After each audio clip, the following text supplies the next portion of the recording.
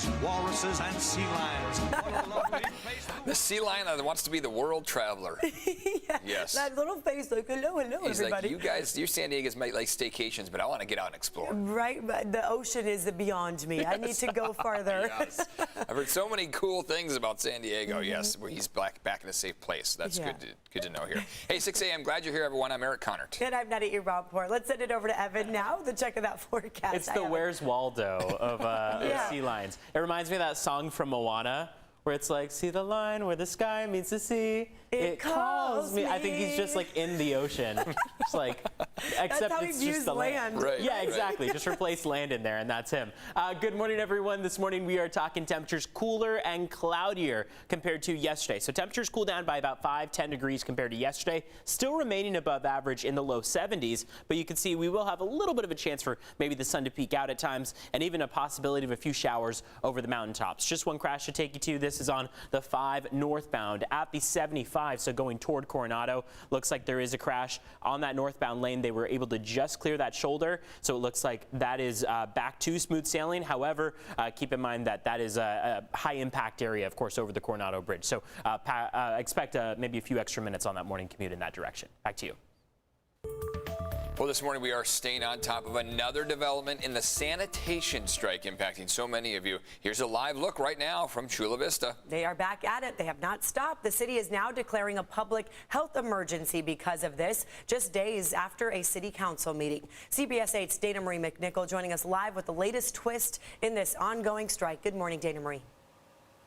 Good morning, Netta. Well, yes, this a new emergency declaration will allow the city of Chula Vista to invoke a self-help clause within its contract with Republic Services, meaning that the city can do whatever it takes to clean up the trash that's happening and piling up in Chula Vista right now. Now, they did have a meeting about this declaration, so here's an inside look on how they're starting this process. City staff started working on that. Our park rangers, our public works department will start bringing on board other partners and friends. Now, last week, sanitation workers from Republic Services voted no to ending the strike after trying to negotiate their demands for better wages, safer working conditions, and new improved trash trucks. Councilmember Jill Galvez says because Republic Services has failed to fulfill its obligation to pick up the trash, the city will now put its own measures in place for health and safety of its residents. Galvez says the city crews will remove trash that is accumulated around trash bins, and Republic will be responsible for picking up the rest. Now, multifamily housing apartment complex will be the highest priority for city crews because of so much more waste has accumulated at those locations. In this meeting, they also described the conditions as infested with rats, vermin, even crows, just picking out these massive piles of trash that has accumulated over the last 27 days. Now, Galvan says Republic will assess reimbursing customer fees for the month of December and even January after the strike is over. Now, an email address and a call center will also be set up for customers to help call for help and assistance in picking up that trash. Now, in terms of this declaration of emergency health order, we have a little bit more information on CBS8.com, as well as we've been following the sanitation strike for the past 27 days. So there's a lot more information on the back and forth and those negotiations. I'm Dana Marie McNichol, CBS 8 News. I'll send it back to you in the studio. All right, Dana Marie, thank you for that. The San Diego Police Officers Association asking a judge for an injunction, saying the city is not allowing officers to record interviews related to their vaccine exemption requests. The union says officers have the right to record interviews that could end in disciplinary action. About 50 officers have already left the police department for other jobs, and 500 more are refusing to be vaccinated. Housing, homelessness, crumbling infrastructure, and rising crime rates. Mayor Todd Gloria addressed those issues during his second State of the City address since taking office. CBS 8's Chris Groh joining us live along Harbor Island to give us a closer look at what he said. Good morning, Chris.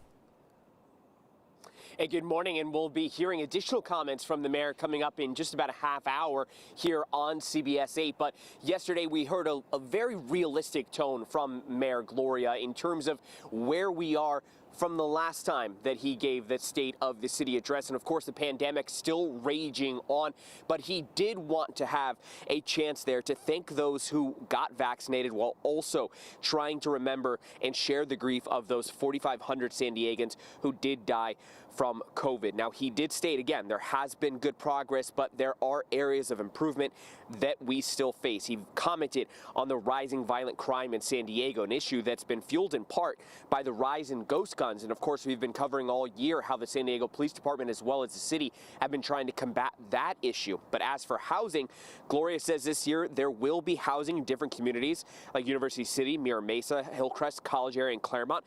During the next 8 years, he says there will be 100,000 new homes added to our area. Of course, we're also still seeing a rise in homelessness, an issue that has been plaguing our area and our state for years upon years.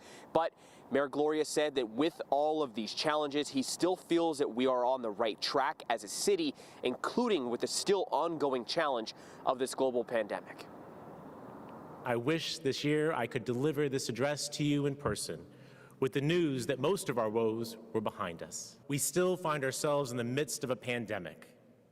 The difference this year is that we now have widely available vaccines that can spare us from the worst of the virus. And in less than a half hour now, again, we will be hearing from Mayor Todd Gloria in a live interview here on CBS 8. Eric and Netta. Chris Groh, thank you for that. And Governor Gavin Newsom says California is investing more money than ever before to help Californians experiencing homelessness.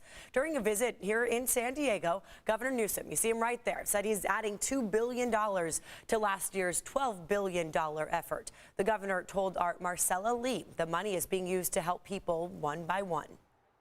I have a friend who used to be homeless, and he says a lot of people who are homeless don't want the help. They don't think they need the help. How are you going to get to them? Well, I mean, that was the case for 10 people that were in this encampment. 8 of them eventually agreed. It took a few weeks. You got to meet people where they are.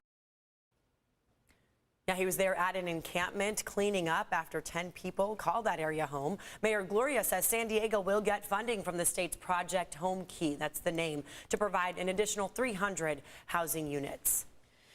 Authorities are investigating a suspicious fire at the home of County Supervisor Nathan Fletcher and his wife, former Assemblywoman Lorena Gonzalez. The fire started in a trash can outside their front door yesterday morning before spreading to the outside of their home in City Heights. Chair Fletcher applauded police and firefighters for their quick response. You know, you see the whole front of the house engulfed in smoke or in flames, and you see smoke coming in, and so you just, there's only one thing. You don't grab any of your stuff. You're not worried about any of that. You get your family and you go outside. And then once you're outside, you hug each other and you say, hey, you know what? It's going to be okay. We're all okay. Everyone's okay. Authorities estimate the fire caused $36,000 in damage. Okay, let's turn now to the high surf. I don't live by the beach, Evan. I'm kind of close to it, but I What hear. are you talking about? I hear you, like, the waves. steps away? No, not steps, but like I'm probably a mile Okay. So away you can from walk. the coast itself, but I can hear the waves. Well, that's why That's right how loud there. they are. It's big they are. Look at that. Dang, look at this surfer. Look at him catch that. So this was yesterday. Oh, I haven't even seen this video yet. This guy's rolling. Our producer Carla was like, we have a video of a surfer behind you. I didn't know it was that great. Look at that. Look at him. Okay, so there were plenty of surfers out there along the water yesterday in La Jolla. High surf advisory in effect. Like we've been talking to you guys about over the last several days, you really should only be in that water if you're an experienced surfer or swimmer, just like this guy. That guy, Like that, right there. He's a good example. I mean, 5 that's to 8 a foot wall waves. of Incredible, water. right? Yeah. He's still going. Jeez, I feel like I could watch that all day. I want that as like my screensaver on my computer there. 5 to 8 foot waves out there. So keep in mind that is what that is made for. Those experienced surfers and swimmers having a great time out there in La Jolla. If you have your own photos and videos, you of course can send them to us on the CBS 8 app. Take a look at where your temperatures are as we start off now your Thursday morning. We are actually a few degrees warmer than yesterday as we kick off the morning, but by the afternoon, once the sun comes up and tries to warm us up, it will have trouble doing so. That's because of the increase in clouds that we're seeing right now, as well as over the last couple hours. High clouds are really how we're starting off the morning. We're going to see some low clouds move in over the next several hours. That sunrise comes at 6:51, so we're about 40 minutes out from it.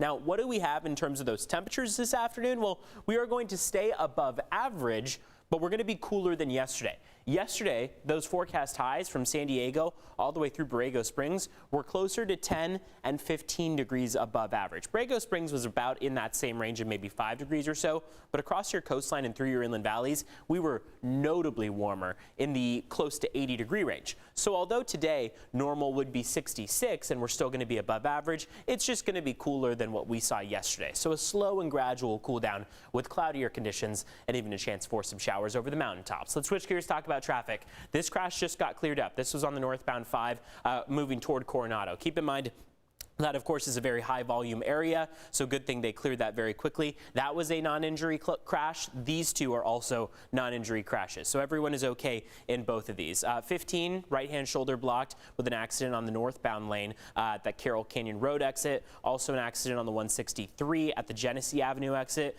Both of these have been pushed over to the shoulder, so you should be able to still make your way through all of the normally functioning lanes out there. And again, no one injured in any of these crashes. Back to you, Netta.